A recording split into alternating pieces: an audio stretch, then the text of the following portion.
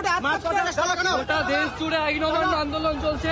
জেলায় জেলায় তুলকালাম, সেই ছবি দেখাবো। 13 দফা দাবিতে বামেদের ডিএম অফিস অভিযানে ধুমধুমার কাণ্ড হয়। সকাল থেকে সেই ছবি আপনাদের দেখেছি। যথেষ্ট উত্তপ্ত হয়েছে পরিস্থিতি। পুলিশের সঙ্গে ধস্তাধস্তি হয় আন্দোলনকারীদের। কোথাও পুলিশের ব্যারিকেড ভেঙে এগোতে থাকেন বাম কর্মী সমর্থকরা, কোথাও আবার পুলিশের লাঠিচার্জের ছবি উঠে এলো।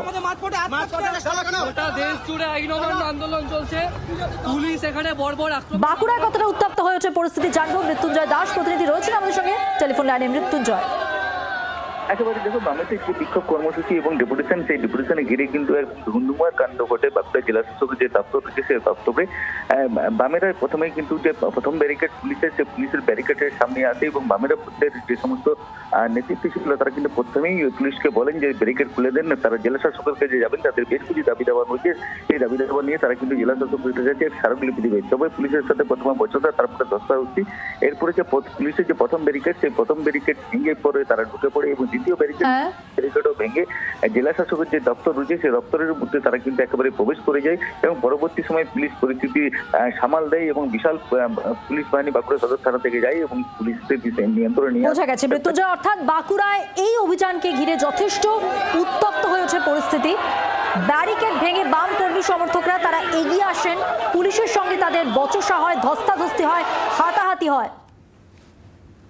13 দফা দাবিতে বামেদের ডিএম অফিস অভিযানে জেলায় জেলায় ধুমধুমার। বিধান সরকার প্রতিনিধি রয়েছেন হুগলির, জানবো এখানে অভিযানে কতটা উত্তপ্ত হলো পরিস্থিতি, ঠিক কি হলো বিধান? দেখো বন্ধুবন্ধী, বামেদের যে আইন অমান্য আন্দোলন এবং জেল ভরো অভিযান ছিল, সেই অভিযানে কিন্তু ধুমধুমার কাণ্ড ঘটেছে চুচুড়ায়। চুচুড়া আখন বাজার, সেখানে বাম কর্মী সমর্থকরা জড়ো হয়েছিলেন। সেখান থেকে মিছিল তারা শুরু করেন এবং চুচুড়া ঘড়ির মোড়ের দিকে যখন তারা এগোচ্ছিলেন তখন তাদের দুটি ব্যারিকেডে আটকানো হয়। সেই ব্যারিকেড ভেঙে তারা এগিয়ে যান এবং একদম ঘড়ির মোড়ের কাছে, যেখানে যে রাস্তা দিয়ে জেলা শাসকের দপ্তরে যাওয়া যায়, সেই একদম সেখানেই যে ব্যারিকেড ছিল, তৃতীয় ব্যারিকেড, সেই ব্যারিকেডে কিন্তু তাদেরকে আটকানো হয় এবং পুলিশ তাদেরকে বাধা দেওয়ার চেষ্টা করে।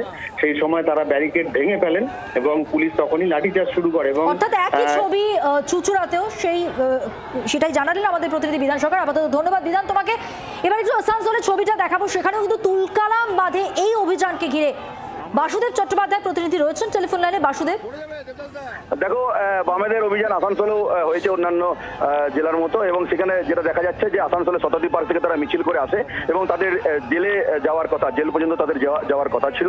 কিন্তু তার আগেই পুলিশ লাইনে বড় একটা ব্যারিকেড ছিল, সেই ব্যারিকেডেই তাদেরকে কার্যত ঘিরে ফেলে। কিন্তু প্রথম ব্যারিকেড ভেঙে তারপরে দ্বিতীয় ব্যারিকেডের কাছে যখন যায় তখন বিশাল পুলিশ বাহিনী সেখানে মোতায়েন ছিল। তাদের সঙ্গে ধস্তাধস্তি হয় এবং দেখতে পাওয়া যায় যে একজন বাম কর্মী সে পুলিশের ধাক্কাতে সে পড়ে যাচ্ছে। লাঠি পুরো ঝান্ডা দিয়ে বিরাট ধস্তাধস্তি শুরু হয়। তারপরে পুলিশের মধ্যস্থতায় এবং যারা বাম নেতৃত্ব ছিল তাদের আবার মধ্যস্থতায় সেই আন্দোলন সেখানেই তারা বসে তারা নিজেদের ভাষণ দেয় এবং তারপরে পুলিশ তাদেরকে গ্রেফতার করে। সেখানে ধন্যবাদ বাসুদেব তোমাকে।